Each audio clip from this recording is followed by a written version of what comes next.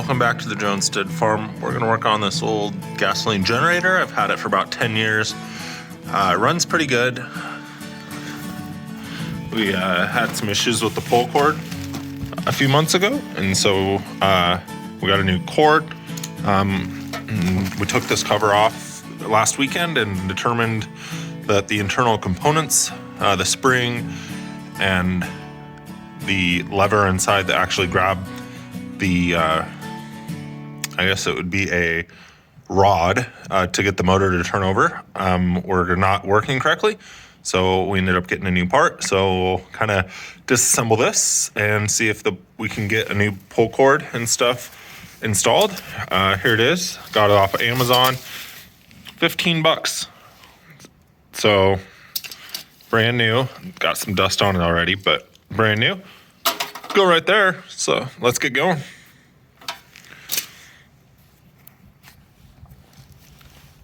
So I loosened up 2 of the bolts already.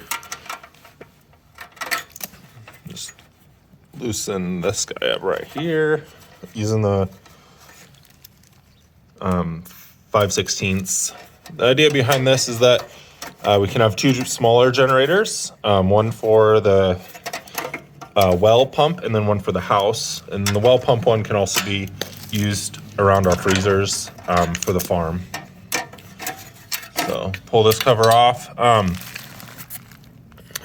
not going to take it apart right now, but there is a spring in here that puts tension on it.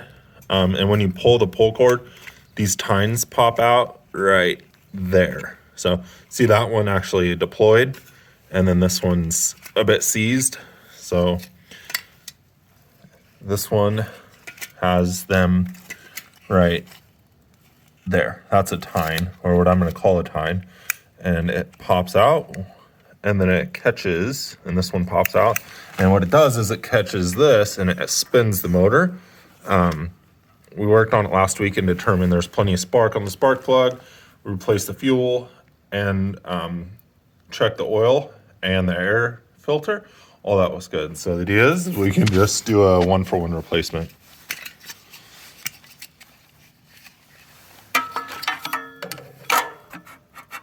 There's some screw holes right there to line up.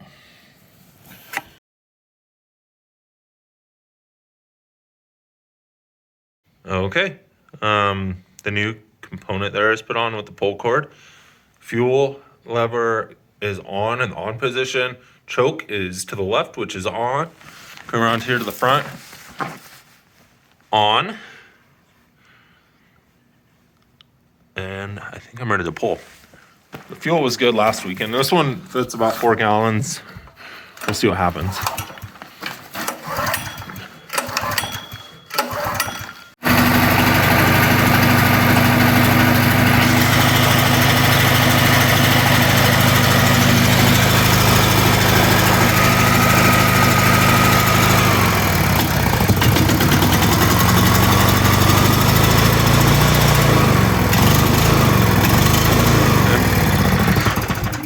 Kind of wants to run. It's very cold out. This thing hasn't rained in 2 years, and the fuel might not be the freshest.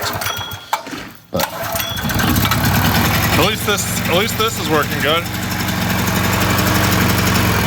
Oh, I think it likes the choke. I'll leave it on if you keep running. Wherever you're okay. Go. Yeah, just stay there.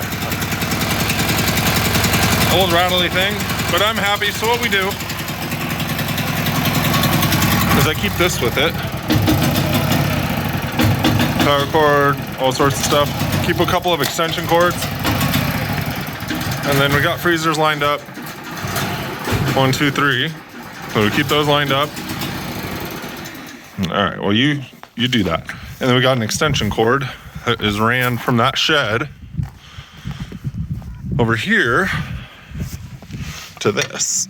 So the idea is that this would run 2 sets of freezers, the tank heater for the pig's front, and then the electric fence. So in the event of a power outage, I just got to bring that generator, put it right here, or bring the cords this way, and it'll be all systems as normal. So So anyway, that's gonna run. I just gotta get some fresh fuel. He's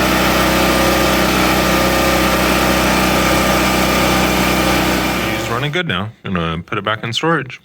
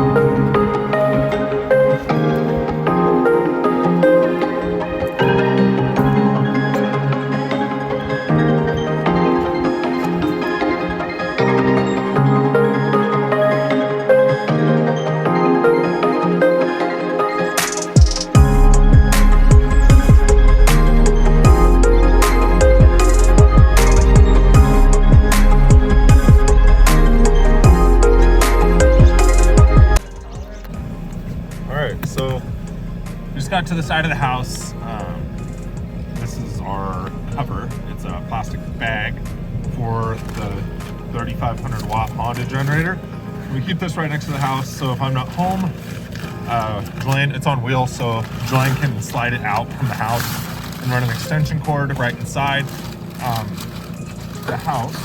We have a GFI splitter, so we can have three cords running off of it, so we can send one out to the barn, which is right behind me, and then we have I forgot we actually had this, but we have an extension cord that goes inside that's really clean. We wiped it down, and it has a 3-way splitter on it, so we can run extension cord, cell phone charger, fridge, freezers in the house, and then a heater off of this.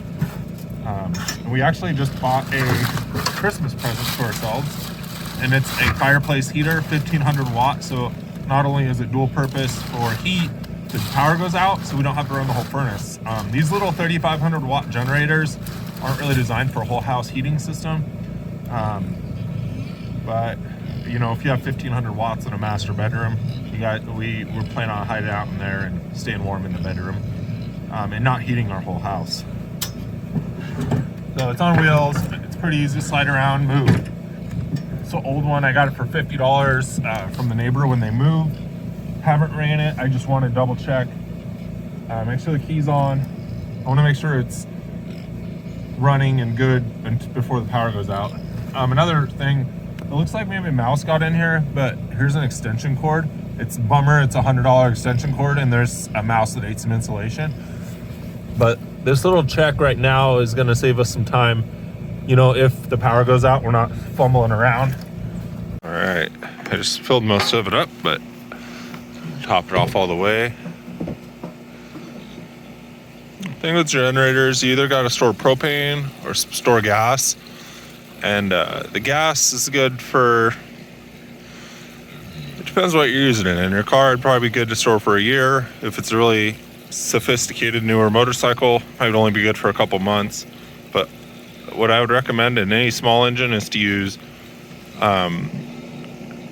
non-ethanol, and that's what this is. Well, the ethanol is not good for any of the plastic components or hoses or hose lines or filters or anything like that. So anyway, there's about four and a half gallons in there. This older generator, you know, it says it has a throttle. I'm not sure I trust it. Last time the power went out, it sucked down the gas. It was about 5 gallons in 12 hours. So we're just selective on when we use the generator. She just ran for about 5 minutes. It never really kicked into high idle. Don't run it a whole lot unless I have to. It's ready for fuel. Check the oil. Oil's good. I repaired the extension cord, and I don't think I'm going to put a full cover on it. I do want to keep the mice out, but I'll get a piece of wood to throw over the top, keep the snow and the sun off of it. But if there's like an enclosed area, I think a mouse would be a little too inclined to use it as a little home. So she's good for the winter. Yay.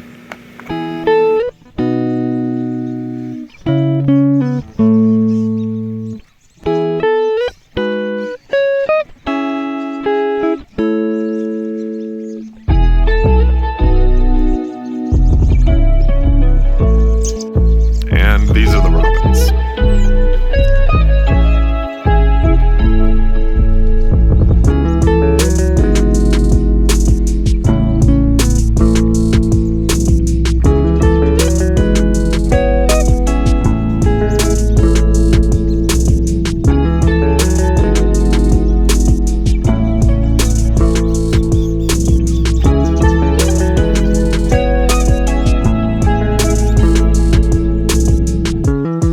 Well, thanks for watching the video. In conclusion, you don't need a huge 8,000 watt generator to stay warm over the winter.